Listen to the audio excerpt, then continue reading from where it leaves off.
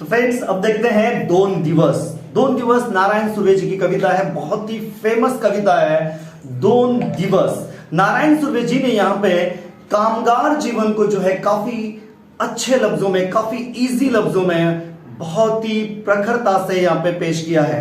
Okay दोस्तों, तो क्या लिखा है नारायण सुर्वे जी ने, देखते हैं की कामगाराच्या आयुष्याचे गरीब परिस्थितीचे वास्तव चित्रण करताना कवी नारायण सुर्वे म्हणतात कामगारों के आयुष्य का, उनके गरीब परिस्थिति का वर्णन यहाँ पे उन्होंने किया हुआ है। वो कहते हैं जैसे कि हम लोग कहते हैं ना कि जिंदगी कितने दिन की है, 4 दिन की है ना।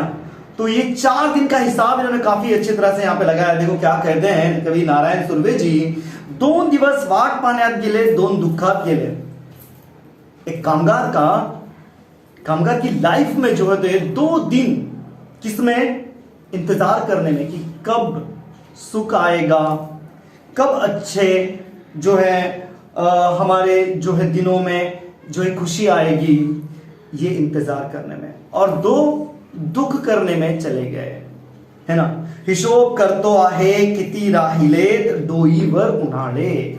अब जब ये 2-2 दिन चले गए, तो अब हिसाब करने वो बैठा है कि अब मेरे पास कितनी लाइफ बची है, क्योंकि कामगार की पूरी जिंदगी जो है कमाने में चली जाती है, ऐसा इनका कहना है। माणसाचे जीवन अगदी थोड्या दिवसांचे आहे, जणू ते 4च दिवसांचे आहे, त्यातील चांगले जीवन मिळेल याची वाट पाहण्यात 2 दिवस गेले। अच्छी लाइफ मिलेगी इसका इंतजार करने में 2 दिन चले गए, नि उरलेले 2 दिवस दुःखात गेले, पोटा पाण्याची काळजी करण्यात गेले, पेट की फिकर करने में चले गए। आता किती उन्हाळे जायचे उरलेत, म्हणजे कडक उन्हात करपून जाणारे किती आयुष्य उरले आहे याचा हिशोब करतो आहे। अभी और कितने ये कड़क धूप में जो है जिंदगी बितानी है, इसका वो हिसाब कर रहा है। शेकडो वेळा चंद्र आला, तारे फुलले, रात्र धुंद झाली, भाकरीचा चंद्र शोधण्यातच जिंदगी बर्बाद झाली। हजारों बार चांद आया होगा, आसमान में खिला होगा, है ना। रात बहुत धुंध हो गई होगी, रात बहुत अमीर लोग जो है अपने मस्ती में गुजार रहे होंगे, लेकिन इस गरीब की, इस कामगार की पूरी लाइफ कैसे, वो चंद्र कौन सा, भाकरी का, रोटी का चांद ढूंढने में ही सारी जिंदगी इसकी बर्बाद हो गई। शेकडो वेळा चंद्रासारखे चमचमते शीतल प्रकाशाचे दिवस मी पाहिले, तारे फुललेले पाहिले, काही रात्रधुंद आनंदाच्याही पाहिल्या, पण बाकी सर्व आयुष्य भाकरीचा चंद्र शोधण्यातच, म्हणजे भूक शमवण्यात, गरिबी पोटपाण्याच्या चिंतेत बर्बाद झाले। हजारों बार मैंने देखा भी है, चांद आया आसमान में और शीतल उसकी जो चांदनी, उसकी जो रोशनी थी वो भी मैंने देखा, कितने बार तारे खिले हुए भी मैंने देखे, रात धुंध हुई ये भी देखे, ये आनंद भी मैंने देखा है, लेकिन बाकी की सारी लाइफ जो है किसमें, उस रोटी का चांद ढूंढने में ही चली गई। हे हात माझे सर्वस्व दारिद्र्याकडे गहाणच राहिले, कधी माना उंचावलेले तर कधी कलम झालेले पाहिले। गरीब इंसान के लिए, एक मेहनत मशक्कत करने वाले इंसान के लिए, एक कामगार के लिए, एक कष्टकरी इंसान के लिए उसके हाथ ही सब कुछ होते हैं। हाथ के बगैर दूसरा कुछ भी वो कर नहीं सकता, क्योंकि जो भी मेहनत करनी है उसको अपने हाथों से करनी है। इसके लिए कभी यहाँ पे कह रहे हैं, ये हाथच माझे सर्वस्व, ये सब कुछ है मेरे लिए। या हातांनी मी कष्ट केले, हात माझे सर्व, माझे कर्तृत्व हेच माझे मोल होते, सर्वस्व होते, पण ते दारिद्र्याकडे मी तारण ठेवले। गरीबी, दारिद्र्य क्या, गरीबी के पास हमेशा लीज पे रहे वो।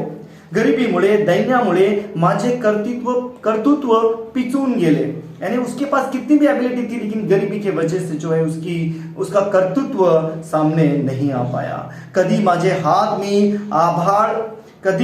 मी आभाळ कवेत घेण्यासाठी अभिमानाने उभारले, कधी माझ्या हातून मान अभिमानाने उंचावेल असे कर्तृत्व घटले। कभी कभी बहुत अच्छे अच्छे काम भी मेरे से हुए कि मेरे फक्र से जो है मेरा सीना, मेरी गर्दन जो है ऊंची हो, पण दारिद्र्यामुळे माझे हात जायबंदी झाले, हाती काही लागले नाही, स्वप्न माती मोल झाले। लेकिन मेरे हाथ को कुछ नहीं लगा, मेरे जो ख्वाब थे वो मिट्टी में सारे मिल गए।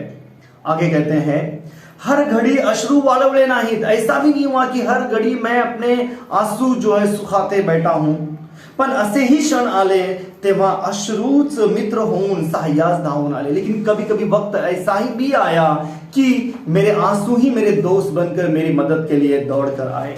आयुष्यातील कष्ट सहन करताना डोळ्यात अश्रू आले. ये मेहनत, ये मशक्कत, ये करते के टाइम, ये सहन करने के टाइम आंखों से आंसू भी आए. ते दर वेळेला मी कोरडे केले नाहीत, पण कष्टमय आयुष्यात अशीही वेळ आली की अश्रूंनीच मला साथ दिली. मित्रासारखे अश्रू माझ्या मदतीला धावून आले. दोस्त जैसा वो दौड़ के आए मेरे लिए. कौन? आंसू.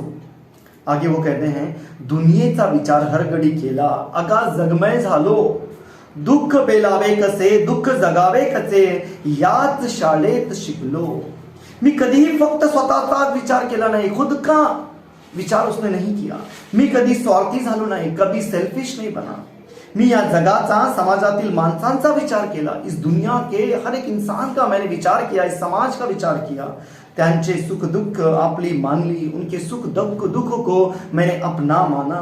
मी जगमय झालो. दुःख कसे झेलावे, दुख कैसे तोलावे, कैसे सहन करावे, दुख को कैसे सहना चाहिए, कैसे बर्दाश्त करना चाहिए, ये सब मैंने, ये जो है धीर धरून पुन्हा कैसे जगावे और हिम्मत के साथ कैसे जीना चाहिए, मैं कहाँ पे सीखा?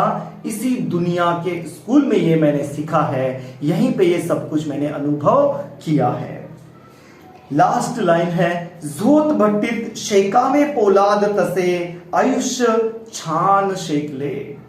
पोलाद जिसमें तपता है वो भट्टी में, वैसा आयुष्य जो है ये दुनिया की भट्टी में तपा है. 2 दिवस वाट पाहण्यात गेले, 2 दुःखात गेले. कारखान्याच्या झोतभट्टीत जसे लोखंड शेकते तसे मी माझे आयुष्य शेकवून घेतले. बऱ्या वाईट प्रसंगाच्या आगीतून मी बाहेर निघालो. 4 दिवसांचे थोडेसे आयुष्य जगताना 2 दिवस सुखाची वाट पाहण्यात खर्ची घातले आणि 2 दिवस दुःखात खर्ची घातले. तो इस दुनिया में जो है काफी अनुभवों के साथ जो वो बीता है, तो ये लाइफ जो होती है कामगार लाइफ, ये बहुत जो है मेहनत भरी, मशक्कत भरी होती है. तो इस लाइफ को बहुत ही करीब से दिखाने का काम नारायण सुर्वे जी ने किया है. बहुत ही अच्छी कविता और बहुत ही मायने रखने वाली कविता यहाँ पे हमें देखने को मिली है. ओके भाई.